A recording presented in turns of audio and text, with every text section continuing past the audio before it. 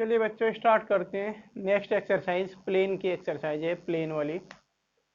आपने इससे पहले लाइन के बारे में पढ़ा कि लाइन की इक्वेशन हम कैसे लिखते हैं। अगर मैं लाइन की बात करूं तो लाइन की इक्वेशन होती है r is equal to a plus lambda B.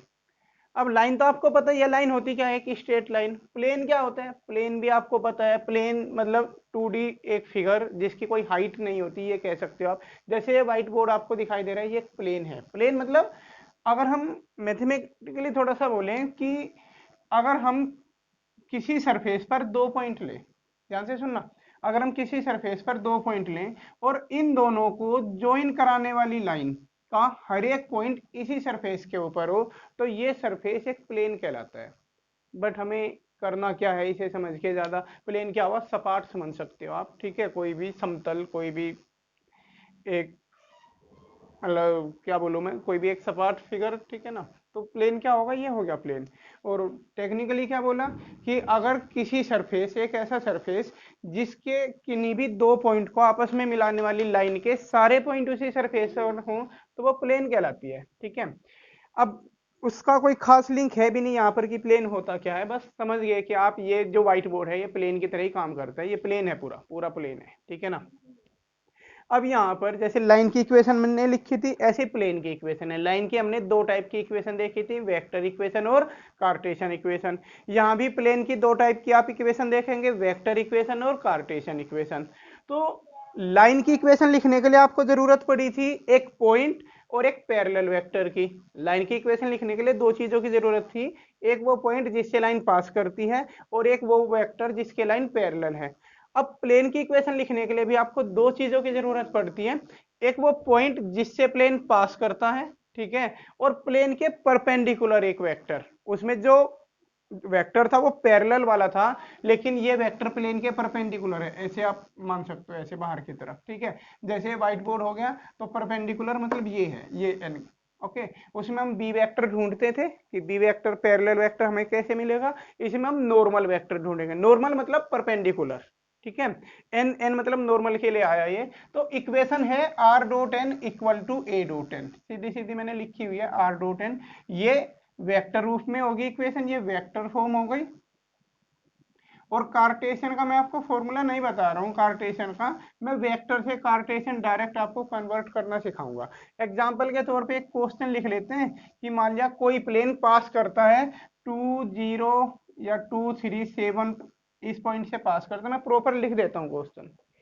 जैसे मैंने क्वेश्चन लिख दिया, write the vector and Cartesian equation of plane which passes through this point and perpendicular to this vector. मतलब हमें एक प्लेन की इक्वेशन लिखनी है जो इस पॉइंट से पास करता है और इस वेक्टर के परपेंडिकुलर है। तो आप क्वेश्चन देखिए, सबसे पहले यहाँ पर ए वेक्टर और एन वेक्टर को फैच कर लो।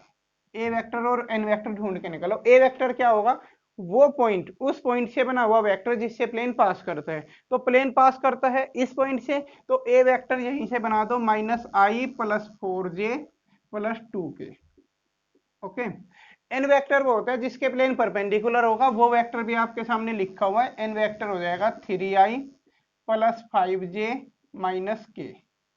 ठीक है, अब इक्वेशन ऑफ प्लेन लिखना है आपको, और दोनों लिखनी है, वेक्टर और कार्टेशियन। मैं दोनों लिख के दिखाऊंगा, आपको क्लियर हो जाएगा वेक्टर और कार्टेशियन में क्या फर्क है। इक्वेशन ऑफ प्लेन तो क्या होगी, आर डॉट एन, एन मतलब ये वेक्टर,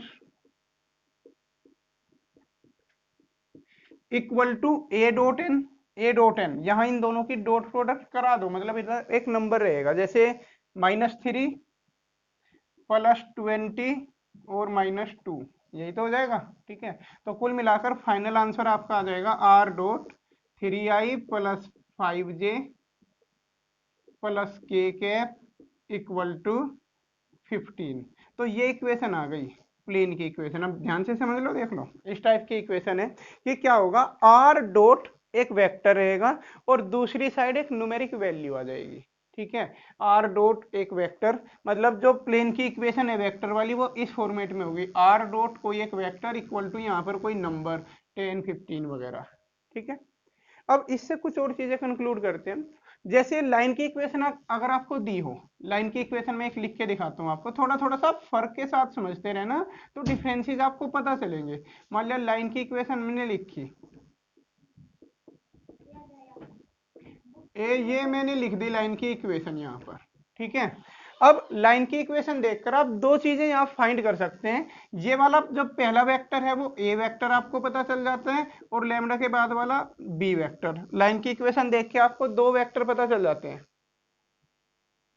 तो लाइन की इक्वेशन से आपको ए और बी मिल जाते हैं। लेकिन एक बार आप यहाँ प्लेन की इक्वेशन पे आओ। प्लेन की इक्वेशन है r dot n vector equal to एक नंबर दिया हुआ है। अब ये नंबर किन किन वेक्टर की डॉट प्रोडक्ट से मिला, वे वेक्टर हम अलग अलग फाइंड नहीं कर सकते। मतलब प्लेन की इक्वेशन से सिर्फ हमें इस वेक्टर के बारे में जानकारी मिलती है, और ये वेक्टर कौन सा है, एन वेक्टर है, ठीक है। मतलब प्लेन की इक्वेशन देखकर आप ए वेक्टर का पता नहीं लगा सकते, ए वेक्टर की ये प्लेन किस पॉइंट से पास करता है। जबकि लाइन की इक्वेशन को देखकर हम ए वेक्टर और बी वेक्टर दोनों का पता लगा सकते थे। क्लियर हो गई इतनी बात आपको?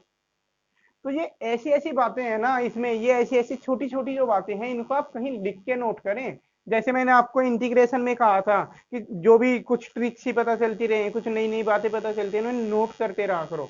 तो ये जो मैं बोल रहा हूँ ना, ये एक्चुअल में ट्रिक है, हम इनका यूज करेंगे। 6 नंबर वाला क्वेश्चन आप तभी कर पाएंगे जब ये सारी बातें आपके माइंड में प्रेजेंट होंगी। तो इन्हें लिख लो, मेरी बात को मान लो, नहीं तो आपको दिक्कत होने वाली है इसमें। खैर, अभी मैंने क्या बताया आपको कि लाइन की इक्वेशन से हमें वो पॉइंट भी पता चल जाता है जिससे लाइन पास करती है, और लाइन के पैरेलल वेक्टर भी पता चल जाते हैं। जबकि प्लेन की इक्वेशन से हमें सिर्फ एक ही इंफॉर्मेशन मिलती है कि प्लेन के परपेंडिकुलर वेक्टर पता चल जाता है। ये वेक्टर प्लेन का नहीं है, प्लेन के परपेंडिकुलर वेक्टर है, ठीक है। चलो खैर, अब कार्टेशियन इक्वेशन मैं आपको लिख के दिखाता हूँ। इसकी कार्टेशियन याद रख सकते हो बिल्कुल डायरेक्ट। क्या करना है, कार्टेशियन, कार्टेशियन में एक्स वाई जेड के रूप में लिखनी होती है इक्वेशन। अगर मैं आपको बताऊं तो आर की वैल्यू, आपको कुछ याद हो, मैंने आपको आर की वैल्यू बताई थी एक्स आई कैप प्लस वाई जे कैप प्लस जेड के कैप। आर की मैंने ये वैल्यू बताई थी। अगर आप आर की जगह यहाँ पर एक्स आई कैप प्लस वाई जे कैप प्लस जेड के कैप, और उसकी डॉट प्रोडक्ट इसमें कराएं। अब देखिए, इस वेक्टर की और इसकी, जिन पे मैंने अंडरलाइन कर दिया, इन दोनों की डॉट प्रोडक्ट बराबर 15 आनी है। तो क्या होगा, 3 की एक्स में कराएंगे 3x प्लस 5y, और के कैप की जेड, इसमें 1 की जेड में कराएंगे जेड इक्वल टू 15। बस ये कार्टेशियन इक्वेशन हो गई, और ज्यादा डिटेल की जरूरत नहीं है। आप बिल्कुल सीधा समझ लें कि वेक्टर से कार्टेशियन इक्वेशन लिखने के लिए क्या करेंगे, आर को आप हटा देंगे, आर हटा दीजिए, आई कैप जे कैप के कैप को एक्स वाई जेड से रिप्लेस कर दे बस। अगर आपको वेक्टर इक्वेशन दे रखी है प्लेन की और आपको कार्टेशियन इक्वेशन लिखनी है, तो आर हटा देंगे आप उसमें से, आई कैप जे कैप के कैप भी हटा देंगे, आई कैप की जगह एक्स यूज करेंगे, जे कैप की जगह वाई, और के कैप की जगह जेड, और इक्वल टू में ये नंबर एज इट इज। तो ये इसकी कार्टेशियन इक्वेशन हो जाती है। इसलिए मैंने सिर्फ आपको वेक्टर इक्वेशन का फॉर्मूला बताया, कार्टेशियन का फॉर्मूला मैंने नहीं बताया। कि आप वेक्टर इक्वेशन लिखो और उसे कार्टेशियन में कन्वर्ट कर लो। कर लोगे? प्लेन की इक्वेशन लिख लोगे। प्लेन की इक्वेशन लिखने के लिए मैं फिर बता रहा हूं, दो इंफॉर्मेशन हमें चाहिए। एक वो पॉइंट जिससे प्लेन पास करता है, और एक प्लेन के परपेंडिकुलर वेक्टर। यहां पर ये जो वेक्टर है ना, ये प्लेन के परपेंडिकुलर है, प्लेन के ऊपर नहीं है। ये वेक्टर ऐसा नहीं है, ये वेक्टर ऐसा है, दिखाई दे रहा है बोर्ड पे, ऐसा नहीं है, ऐसा वेक्टर है, प्लेन के परपेंडिकुलर। क्लियर हो गया? चलिए एक बार नोट करें और थोड़ा सा और आगे बढ़ते हैं। जैसे लाइन की तो आपने एक ही वैरायटी देखी थी इक्वेशन की, एक पॉइंट और बी वेक्टर डायरेक्ट डायरेक्ट आपको दे रखा था, या दो पॉइंट से जाने वाली लाइन की आपने लिख ली थी। प्लेन की लेकिन कई सारी हैं। इस वीडियो में सिर्फ हम प्लेन की इक्वेशन को कवर करेंगे कि प्लेन की और किस किस वैरायटी की इक्वेशन होती है। तो अगला देखिए, दूसरा टाइप। अब सेकंड ये है कि equation of plane passes through 3 points. आपको कोई भी 3 पॉइंट दे देगा, और ध्यान रखना ये तीनों पॉइंट नॉन कोलिनियर होने चाहिए। नॉन कोलिनियर का मतलब तीनों एक लाइन में ना हो। अगर तीनों एक लाइन में हो गए तो प्लेन बनेगा ही नहीं इससे। जैसे एक पॉइंट यहाँ पर, एक यहाँ पर और एक यहाँ पर, तीनों से एक लाइन हो जाएगी, इस लाइन को हम प्लेन नहीं बोल सकते। तो तीनों नॉन कोलिनियर पॉइंट होने चाहिए। अगर तीनों पॉइंट कोलिनियर हैं तो प्लेन नहीं बनेगा। ओके, तो equation of plane passes through 3 non collinear point. 3 non collinear point से पास करने वाले प्लेन की इक्वेशन हमें लिखनी है। तो इसका बुक के अंदर हालांकि फॉर्मूले वगैरह दे रखे हैं आपको बहुत बड़े बड़े से, लेकिन आपको ना एक्चुअली कंसेप्ट समझना है। आप फॉर्मूले पे मत जाना ना, मैं इसका आपको कोई फॉर्मूला बता रहा हूँ, कोई फॉर्मूला नहीं होता है, ठीक है। भूल जाइए कि बुक के अंदर कुछ फॉर्मूला वगैरह लिखा हुआ है। अब एक क्वेश्चन लेते हैं हम सीधा सीधा। एक क्वेश्चन मैंने लिखा हुआ है, equation of plane, write the equation of plane passes through 3 point A B and C. Okay, equation of plane लिखने के लिए बिल्कुल बेसिक कंसेप्ट आपके पास वही है कि आपको एक पॉइंट चाहिए जिससे प्लेन पास करता है, और एक नॉर्मल वेक्टर चाहिए जो प्लेन के परपेंडिकुलर। हमारी रिक्वायरमेंट सिर्फ दो है, दो रिक्वायरमेंट है, एक पॉइंट जिससे प्लेन पास करता है और एक नॉर्मल वेक्टर जो प्लेन के परपेंडिकुलर है। अब प्लेन 3 पॉइंट से पास करते हैं, यहाँ पर आप किसी भी एक पॉइंट को ए वेक्टर बना सकते हो, और आंसर मैच कराने के लिए आप इस पहले वाले पॉइंट को ही ए वेक्टर बना लो, आई कैप प्लस 4 जे कैप प्लस के कैप। तो ए वेक्टर तो आपको मिल गया, क्योंकि प्लेन की इक्वेशन होती है r dot n equal to a dot n. A vector तो वो होगा जिससे प्लेन पास करते हैं, तो प्लेन इस पॉइंट से पास करता है, उसको भी ले सकते थे, उसको भी ले सकते थे, लेकिन आप अगर आंसर मैच कराना चाहते हो तो आप पहले वाले ले लेना, आंसर मैच करेगा। ठीक है, ए मिल गया।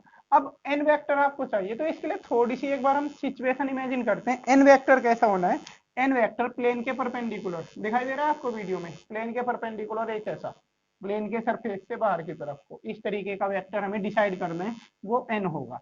अभी एक बार अगर सिचुएशन यहाँ इमेजिन करें, 3 पॉइंट हमें ए बी और सी, 3 पॉइंट दे रखे हैं बोर्ड के ऊपर। मान लिया इस बोर्ड की इक्वेशन हमें लिखनी है, सपोज ये बोर्ड एक प्लेन है और इस बोर्ड की इक्वेशन हमें लिखनी है, तो हमें बोर्ड के ऊपर ये 3 पॉइंट दे रखे हैं ए बी और सी।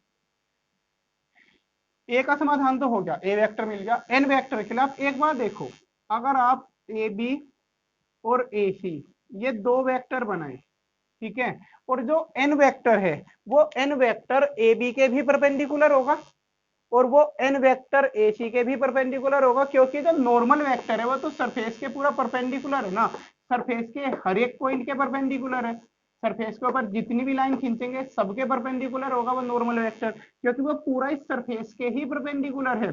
इसी सरफेस को तो प्लेन बोल रहे हैं हम। जब एन वेक्टर इसके परपेंडिकुलर है तो एन वेक्टर ए बी के भी परपेंडिकुलर होगा और ए सी के भी परपेंडिकुलर होगा। इस सेंटेंस को सही से लिख लें आप, क्वेश्चन के सामने ही पेंसिल लेकर कहीं बुक पे लिख दें, या जो आप नोट्स बनाते हैं लिख दें कि जब प्लेन 3 पॉइंट से पास करता है, लिखना इस बात को, जब प्लेन 3 पॉइंट से पास करता है तो ए वेक्टर तो कोई एक पॉइंट हो जाएगा, और एन वेक्टर इससे बने हुए दो वेक्टर ए बी और ए सी दोनों के परपेंडिकुलर होगा। यानी मैं यहां पर इस तरीके से लिखने वाला हूं कि n vector is perpendicular to both A B vector and A C vector. अब शायद एक दो बच्चे को समझ में आया होगा कि एक्चुअली हम करने क्या जा रहे हैं, कि जब भी हमें कोई एक ऐसा वेक्टर फाइंड करना हो जो दोनों के परपेंडिकुलर हो, तो उस स्थिति में हम क्रॉस प्रोडक्ट का यूज करते हैं। अब हम ए बी और ए सी की क्रॉस प्रोडक्ट का यूज करेंगे। ठीक है, तो जो एन वेक्टर होगा वो ए बी क्रॉस ए सी से मिल जाएगा आपको, तो एन वेक्टर आप इजीली फाइंड कर लेंगे। ए बी तो आपको पता ही होगा, मैं पॉइंट मेंशन करूं, अगर ए है 1 4 1, B vector sorry B point है 3 2 4, सी पॉइंट होगा आपका -1 3 2। अब आपको ए बी वेक्टर लिखना है, ए बी का मतलब क्या होगा, बी माइनस ए बी हो जाएगा 3 -1 2 आई कैप -2 जे कैप प्लस 3 के कैप, ये तो ए बी वेक्टर हुआ। इसकी क्रॉस प्रोडक्ट ए सी के साथ करानी है, सी में से ए घटाएंगे, -2 आई कैप -जे कैप प्लस के कैप, ये हो गया। इन दोनों की क्रॉस प्रोडक्ट करानी है आपको, क्रॉस प्रोडक्ट आपको आ गई होगी करानी अच्छे से, और इसीलिए मैंने आपको कहा भी था, जब मैं आपको क्रॉस प्रोडक्ट करनी सिखा रहा था तो मैंने आपको बोला था इसका 3D में बहुत ज्यादा यूज है। अब जैसे प्लेन स्टार्ट हुआ तो लगभग हर क्वेश्चन में क्रॉस प्रोडक्ट का यूज होगा, तो एन वेक्टर आप यहां से फाइंड कर लेंगे। अब पहले एक बात सुन लो, ये जरूरी नहीं है कि आप ए बी और ए सी की ही क्रॉस प्रोडक्ट कराएं, आप ए बी और बी सी भी ले सकते थे, आप ए सी और बी सी ले सकते थे। कुल मिलाकर कहानी ये है कि 3 पॉइंट है यहाँ पर, 3 पॉइंट से आप कोई से भी दो वेक्टर बनाएंगे और उनकी क्रॉस प्रोडक्ट ही एन वेक्टर होगी, क्योंकि वो तो एन वेक्टर तो ए बी बी सी ए सी सबके परपेंडिकुलर है ना, तो आप कोई से भी दो लेके उनकी क्रॉस प्रोडक्ट करा दें। क्लियर हो गया। अब यहां से आपको एन वेक्टर मिलेगा इसे एक्सपेंड करने के बाद, तो ये एन वेक्टर आ गया। देयरफॉर इक्वेशन ऑफ प्लेन और बहुत इंपॉर्टेंट है, हमेशा 3 पॉइंट वाला बहुत बार पूछ लिया उसने। इक्वेशन ऑफ प्लेन हो जाएगी आपकी r dot n equal to a dot n. Formula आप यही, बेसिक फॉर्मूला यही है। एन अभी अभी निकाला, ए वेक्टर पहले ही दे रखा है, तो आर डॉट एन वेक्टर मतलब ये लिखोगे आप i minus 8j-6k equal to a vector ये है i plus 4j plus k, और dot n vector dot product आप इनकी करा देंगे, तो फाइनल आंसर आपको मिलेगा ये वाला। कितनी हो जाएगी डॉट प्रोडक्ट कराने के बाद? 1 और -32, माइनस के 31 बचेंगे और -6, तो -37 हो जाएगा। ठीक है, तो इस टाइप के, तो ये होगी equation of plane passes through 3 point. अगर कार्टेशियन लिखनी है, कार्टेशियन तो सीधा ही आई जे के हटाओ, उनकी जगह XYZ लिख दो, -8y -6z इक्वल टू -37, या फिर इस 37 को इधर ले आओ, x -8y -6z plus 37 equal to 0। तो जो कार्टेशियन इक्वेशन होती है प्लेन की, वो ऐसी होती है जैसे आप नॉर्मल इक्वेशन लिखते हैं ना, उस टाइप की इक्वेशन रहती है प्लेन की। लाइन की इक्वेशन बड़ी अजीब सी थी, Cartesian x minus x1 upon a, 3 चीजें इक्वल में रखी हुई थी, लेकिन यहाँ की बिल्कुल नॉर्मल है। यानी जो भी इस टाइप की इक्वेशन होंगी 2x plus 3y minus 4z plus 7 equal to 0, ये इस टाइप की इक्वेशन सब प्लेन की इक्वेशन होती है। ओके, चलिए क्या, जहां भी इस टाइप की इक्वेशन लिखी मिले आप समझ जाना ये प्लेन की बात कर रहा है, प्लेन की इक्वेशन होती है। खैर, वेक्टर इक्वेशन देख लिया आपने, कार्टेशियन देख ली, 3 पॉइंट से पास करने वाले प्लेन की इक्वेशन लिख सकते हैं आप खूब आराम से। कंसेप्ट क्लियर हुआ कुछ ये आपका? तो सबसे ज्यादा इंपॉर्टेंट तो यही थी 3 पॉइंट वाली। इससे पहले वाली मेन उसी का रोल है, वो तो बेसिक है बिल्कुल। वो इक्वेशन, अगर ये वाली इक्वेशन आपको नहीं पता है तो आप इसे लिख ही नहीं सकते थे, लेकिन ये ज्यादा इंपॉर्टेंट है। इसके बाद 2-3 टाइप और बच जाते हैं, मिसलिनियस से हैं वो, छोटे छोटे से, ज्यादा यूजफुल तो नहीं कह सकते, लेकिन आप सुन लो एक बार, उनके ऊपर भी 2-4 क्वेश्चन दे रखे हैं एक्सरसाइज से। जैसे एक आ जाती है इंटरसेप्ट फॉर्म। जैसे इंटरसेप्ट फॉर्म आपने ये पढ़ी होगी इस टाइप की, अगर आपको किसी याद हो, x upon a plus y upon b equal to 1, line की इक्वेशन पढ़ते थे ना आप इसमें। यहाँ पर वर्ड बताया था ए और बी क्या होते हैं, ए और बी इंटरसेप्ट होते हैं। जैसे कोई लाइन एक्स एक्सिस, अगर हम 2D की बात करें, एक्स एक्सिस और वाई एक्सिस को यहाँ पे कट करती है, तो जहां एक्स एक्सिस को कट करती है इतनी लेंथ तो कहलाती है एक्स इंटरसेप्ट। जहां पर वो वाई एक्सिस को कट करती है ओरिजिन से उस पॉइंट तक की डिस्टेंस, ये वाली लेंथ कहलाती है वाई इंटरसेप्ट।